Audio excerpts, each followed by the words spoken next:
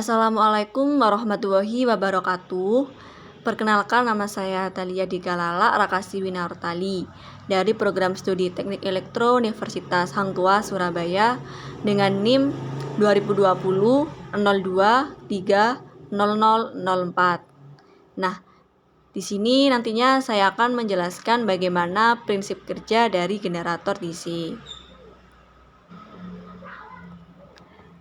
Nah, kita akan memulai bagian dasar dari generator DC. Nah, seperti yang kita lihat, konfigurasi generator DC ini cukup sederhana.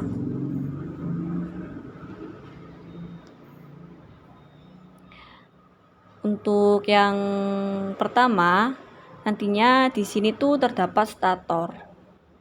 Nah, ini dia stator. Stator sendiri adalah bagian tetap dari generator DC yang terdiri dari magnet permanen, dua diantaranya kutub utara dan kutub selatan yang ditempatkan agar pas di sekitar rotor, yang fungsi utamanya itu untuk menyediakan medan magnet yang melalui rotor atau kumparan armatur yang ketika diputar.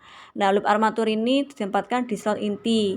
Kumparan armatur dibentuk dengan menghubungkan beberapa loop secara seri. Pelitan kumparan ini menghubungkan beberapa kumparan secara seri, lalu loop angkernya memotong medan magnet karena merupakan EMF atau EMF diinduksi atau GGL. Nah, selanjutnya ada speed ring yang bergerak digunakan untuk membalikan polaritas arus. Speed ring terbuat dari tembaga, dibagi menjadi dua bagian. Kita menggunakan speed ring untuk mencapai satu arah.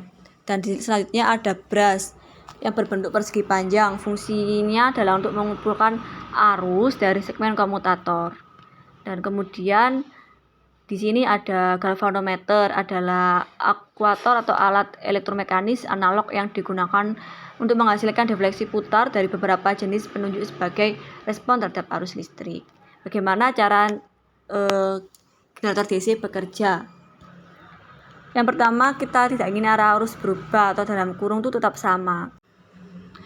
Untuk memastikan bahwa arus tetap sama, yang kita butuhkan adalah brush.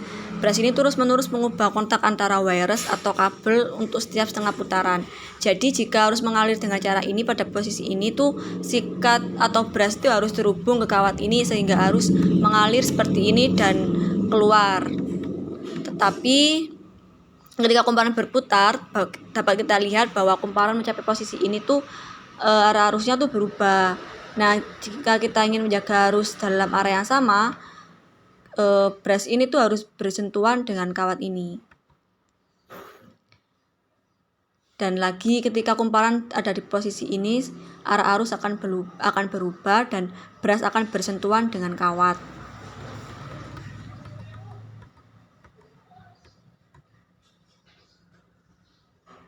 Bagaimana membuat proses ini terjadi secara otomatis? Kita dapat mengotomatiskan ini dengan cara menambahkan speed ring. Speed ring seperti namanya tuh cincin yang terbelah di antara dua, memberikan 2,5 cincin dengan beberapa celah di antaranya. Mari kita lihat bagaimana speed ring terbelah secara otomatis mengubah kontak untuk setiap setengah putaran. Nah, di sini setengah putarannya itu ada bagian warna ungu. Ketika kumparan berputar dengan posisi ini, arah arus itu berubah dan brush ini bersentuhan dengan setengah bagian lain dari speed ring yang satunya. Susunan ini tuh menyatakan bahwa arah arus mengalir dalam area yang sama. Sekali lagi dapat kita lihat saat kumparan mencapai posisi ini, menyelesaikan setengah putaran lagi, bahwa hanya kontak yang bersentuhan. Brush bersentuhan sekali lagi dengan warna ungu setengah bagian dari split ring. Dengan cara ini tuh generator tuh dibangun di mana arus hanya mengalir dalam satu sirkuit eksternal apapun. Dan pengaturan ini dengan brush dan split ring yang terpisah membantu kita untuk mengubah kontak secara otomatis. Nah, yang kita menyebutnya tuh sebagai komutator. Jadi, speed ring ini tuh bertindak sebagai komutator. Hal yang selanjutnya kita sebutkan tuh sangat penting untuk prinsip kerja generator adalah bagaimana cara menentukan arah arus, medan magnet, dan gaya. Untuk menentukan ini semua tuh kita harus menggunakan aturan tangan kanan. Nah, kami akan menjelaskan bagaimana menggunakan aturan tangan kanan. Seperti yang kita lihat putaran kumparannya searah jarum jam dan gaya yang bekerja pada bagian kumparan api itu mendorong bagian kumparan itu ke atas. Untuk mengetahui arah arus induksi, kita terapkan aturan tangan kanan. Bagaimana caranya? Yaitu dengan cara ibu jari menunjuk ke atas, menunjuk ke arah gaya, jari telunjuk menunjuk ke arah medan magnet, dan jari tengah menunjuk ke arah induksi. Demikian pula untuk mencari arus induksi pada bagian kumparan C dan D, kita juga menggunakan aturan tangan kanan ya, yang hampir sama dengan yang tadi, yaitu putaran kumparan searah jarum jam dan gaya bekerja pada bagian kumparan C dan D itu mendorong kumparan bagian itu ke bawah, jempol menunjuk ke bawah menunjukkan arah gaya, jari telunjuk medan magnet, dan jari tengah arah arus. Pengaruh komutator split ring pada generator DC adalah memastikan bahwa GGL induksi selalu berada dalam satu arah. Kita dapat melihat dari grafik ini bagaimana gelombang sin berubah dengan kecepatan rotasi kumparan. Kumparan ini memiliki arah putaran searah jarum jam. Peningkatan kecepatan putaran ini menjaga jumlah IMF yang diinduksi. Juga melihat contoh bagaimana gelombang sin berubah dengan kecepatan rotasi kumparan. Ketika kumparan berputar berlawanan arah jarum jam, seperti ini.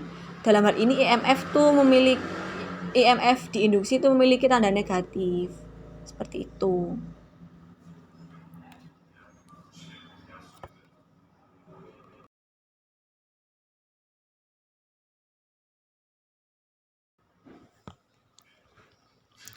Nah, untuk kesimpulannya sendiri, generator DC ini memiliki banyak keunggulan seperti desainnya sederhana, pengoperasiannya sederhana, sangat andal, tegangannya konstan, dan kontrol kecepatannya mudah. Dalam pengaplikasiannya sendiri, generator DC ini digunakan dalam peralatan las untuk mengisi baterai di tata surya dalam keadaan darurat di rumah dan di kantor. Kurang lebih seperti itu penjelasan dari saya. Saya akhiri. Wassalamualaikum warahmatullahi wabarakatuh. Ada kurang dan lebihnya mohon maaf.